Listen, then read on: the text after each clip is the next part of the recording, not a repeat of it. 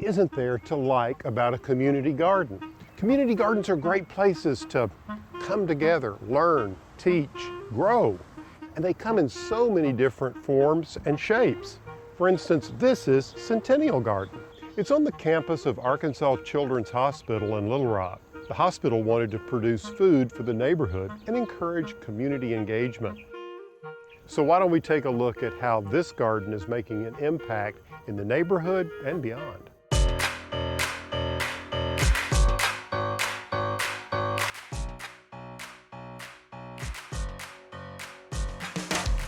I think one of the things I enjoy the most is kind of the surprise that people have. I think it really kind of takes people aback to see how much you can grow on a city block. We're very proud of the garden. This garden is in its third year. It originally began with a dream, really. The neighborhood association and I had been talking for a long time about their desire to have a community garden, and our hospital folks, particularly in research, were interested in having a garden. And so we partnered together on this block just to see what would happen. I moved to this neighborhood about a year ago, and pretty soon after I moved in, the only grocery store in the neighborhood shut down. A lot of the folks who come to the garden are not in good health. We have a lot of folks who suffer from obesity and a lot of folks who are diabetic. Having access to free, fresh produce is really important to them to be able to regulate their health. The first year we had 10 raised beds, and we decided that everything we grew would go directly to Helping Hand. Helping Hand is a food pantry just a few blocks away here in the neighborhood near Children's Hospital. I just kind of decided, well, let's go crazy and really try to grow some food. Ben has more than doubled the size of our garden since he began here. This is his second year with us here at the garden. I've always had a resourceful streak to me. When we first acquired this area for the garden, we'd been using it as the hospital for what they call a lay-down lot. When we did construction projects, they could put their materials here, store their equipment here. This barricade fence used to protect trees around here from construction vehicles. We picked up the fence and have been using it as a trellis for peas and cucumbers for the past couple of years. We have a pretty small budget. A lot of what goes into that compost comes from right around in the neighborhood. There's a neighbor who runs a lawn business and he brings grass clippings. The hospital brings bagged leaves over to me. Volunteers come and help tidy things up and help harvest, and this garden couldn't happen without all of that community involvement. Well, like any community project, there's many people involved, many partners, lots of ideas, lots of recycling, lots of repurposing of things. I was in a meeting off campus and I got a page from the head foreman of the plumbing crew. He said, "Hey, I got a sink, you want to come look at it?" And I was like, "Sure." I was envisioning a single, sink like you'd have at home. This was a industrial size, multi-basin sink that had been in one of our old surgery suites. It's just that kind of community building, even within our own hospital, that helps make this project fun for me. Very recently, we had a watermelon social. We invited everyone in the neighborhood. We had about 40 people show up. And that's part of what we're doing here, is just helping to spread that kind of knowledge and that kind of enthusiasm about community gardening.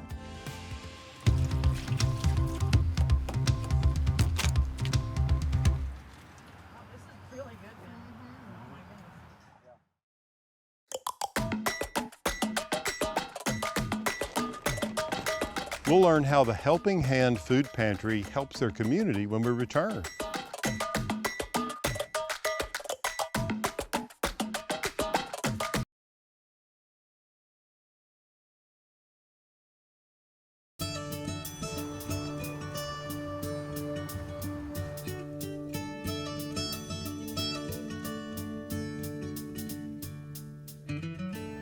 Centennial Gardens recognizes that not everyone has access to fresh produce. So what they harvest from this garden goes to a local food pantry called Helping Hand. For over 40 years, Helping Hand has assisted thousands of families. The addition of their mobile food pantry bus extends their reach with their weekly trips to Arkansas Children's Hospital. See how their collaborative efforts are helping make a difference for the lives of many in Central Arkansas.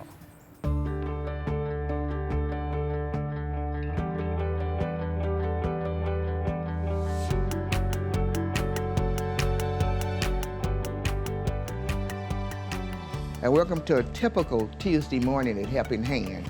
We're preparing our mobile food pantry to go to Children's Hospital.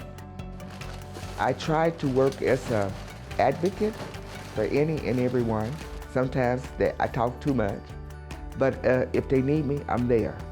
And if it's a good cause, I'm definitely behind it. The food that we have available to give to our clients are canned goods, meat, bread, rice. Children's Hospital management approached me about doing a food pantry. One of my goals was to have the fresh produce, and we looked at where we could put a garden in jointly. Ben Pope, who is the main person taking care of the garden, has just done a tremendous job trying to increase a number of vegetables so we can reach more clients. First, I will make boxes for large families. I try to pack the bags with food that I would eat, and then a good little snack for the children. We also have bags for smaller families. A church in North Little Rock offered the bus to Children's, and Children's approached me, and I said I'd love to have the bus. So we go to Children's once a week to help clients that are being discharged either from the hospital or from the various clinics. At our brick and mortar, we can only do Pulaski County. The bus allowed us to service people from other counties. We get real close to our clients, especially the ones that come regular. It's like family, you know. When they're having a hard time, you know, we're there for them and we listen. Miss Ann was one of my first when we started here at Children's Hospital. And we have grown as friends. I feel like she's my sister. And we just love Gage. We mourn with the families when we lose somebody. We rejoice when it's a new grandbaby. But the love, it just flows here. People have been here with sick kids for sometimes a few days, sometimes weeks, sometimes even months. When they finally get released, you know, they haven't been able to work. They're emotionally exhausted, financially exhausted. If there's an opportunity to volunteer with anything like that, nothing's too small to do. To offer them a bag of food makes all the difference in the world. You have lettuce, cucumbers, okra, potatoes, bananas, apples. The fresh produce means a lot to everybody. Some people get excited when I give them an onion, things that maybe I would probably take for granted. And I think we have a special gift for Mom. Whoa. A watermelon from the garden. With $16 food stamps. Bananas and potatoes could wipe you out. So we have that to assist. When we first started, we had a family that the little girl was being discharged and going back to Jonesboro. And the mother stayed down here. So when we gave her groceries to go home, including a beef roast, she got out and she said, I've got to hug you. She said, with my husband not working, she said, I didn't know what I was going to cook for dinner tonight. She said, I can't wait to get home and cook all this food for my family. So you don't realize how many people are out there hurting, and the little that we do is a big help to them. Partnering with Children's Hospital with the mobile food pantry bus just gives me a better perspective on everything. There's a lot of people out there who need us, who need a bag to help them to get through the night. They've been there when I was down, they've been there when I was up. They've helped us with food, they've helped us with Christmas. We don't only give the food, but we also do school supplies, Thanksgiving dinners, and then Christmas toys for our clients' children. During the summertime, we're getting the fresh produce, but then that lessens in the fall. So we really have tried to reach out to farmers. We do have some people in the community who know about us, and they do bring us some of their excess. If people do have extra, if they have their own garden and don't use it, I would love to be able to get it to give to the clients so that they can enjoy these vegetables, which are so good in vitamins, and help them to have a healthy diet. If I need help, I know who to call. Call them and they'll say, come on down. Thank you for coming down. You're welcome. Maurice gonna get you something to take back up with you? Yeah. Okay.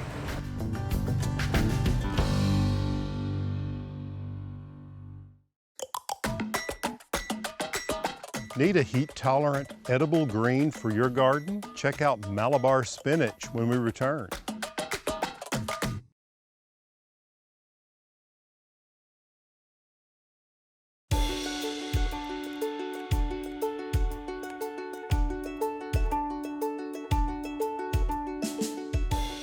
Ben, this is one of the most beautiful edible vines I've ever grown, and yours are outstanding this year. Thank you. It grows really well in high temperatures. The leaves are just gorgeous, and I love the flavor. Yeah, I really like it in with eggs, like in a frittata or like a you do quiche. spinach or something. Exactly. Yeah. And even just chopping it up and adding it to your eggs, scrambled eggs in the morning is really good. It's excellent.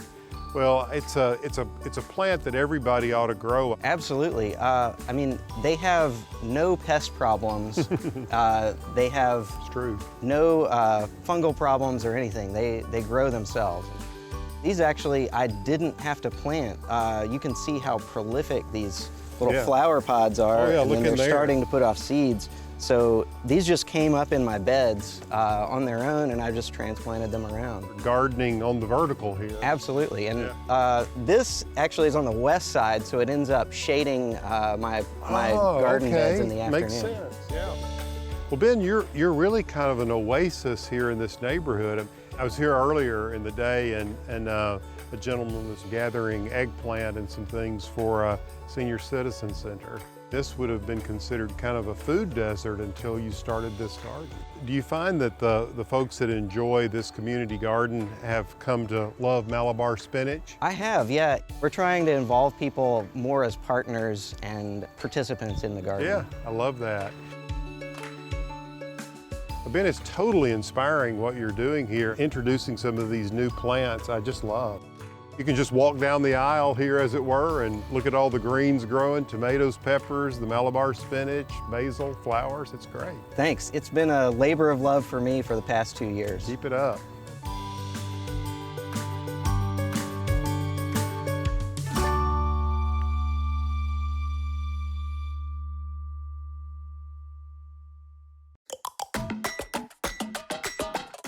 Stay tuned for our Malabar spinach recipe coming up.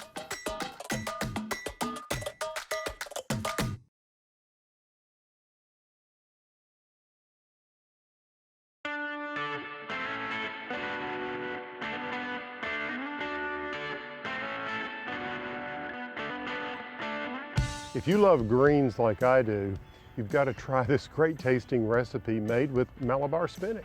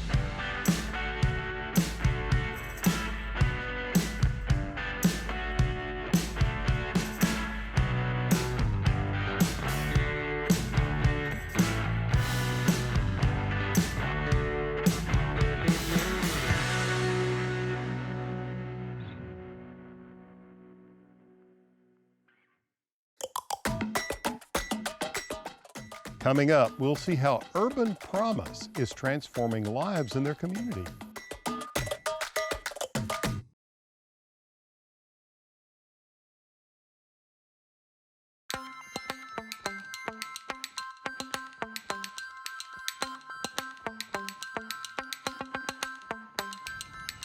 Urban Promise is an organization that helps children and young adults achieve their potential in their neighborhoods. In this year's summer camp, they focused on gardening as a part of their educational curriculum, influencing the next generation of gardeners, I'd say. They did fun things like looking for all sorts of things to pickle, from cucumbers to green tomatoes.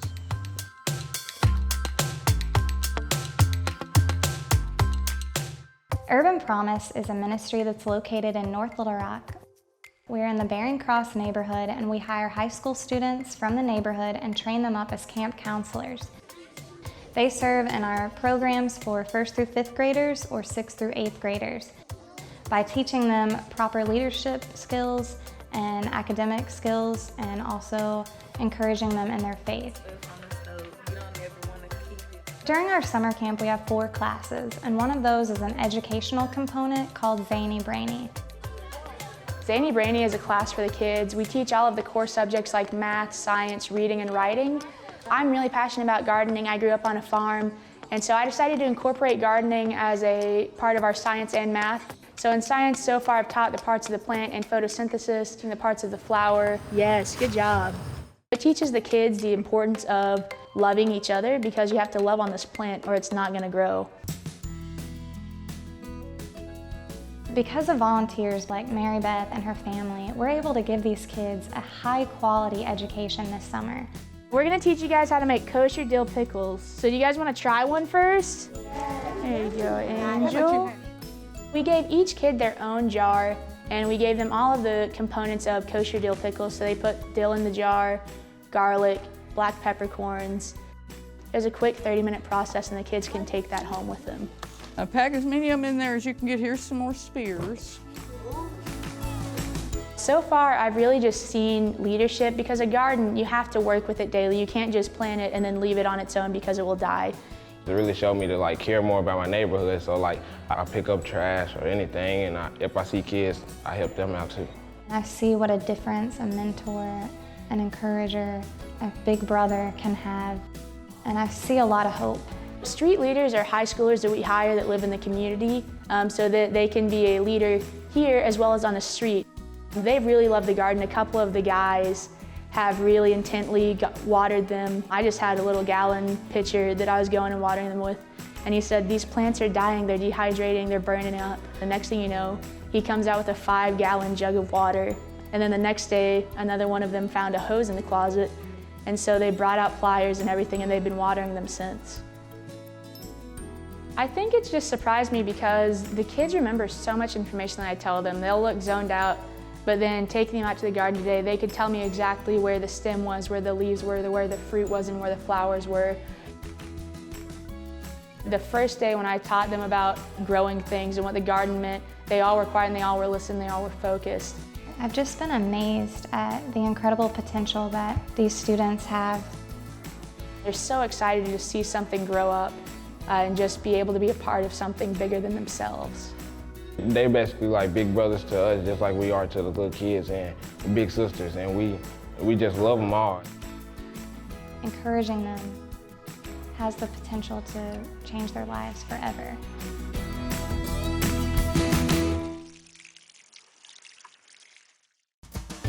Want to learn more? Visit pallensmith.com for delicious recipes, garden tips, blog posts, and our online store.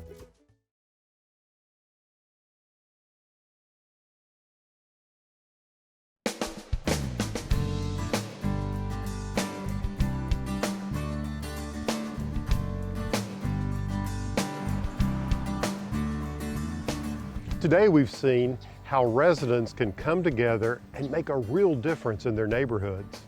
The results can be very impactful. The efforts of volunteers in this community garden have reached so many across multiple generations. It just goes to show you that by getting involved and volunteering, you make connections that help benefit the entire community. Until next time, I'm Alan Smith.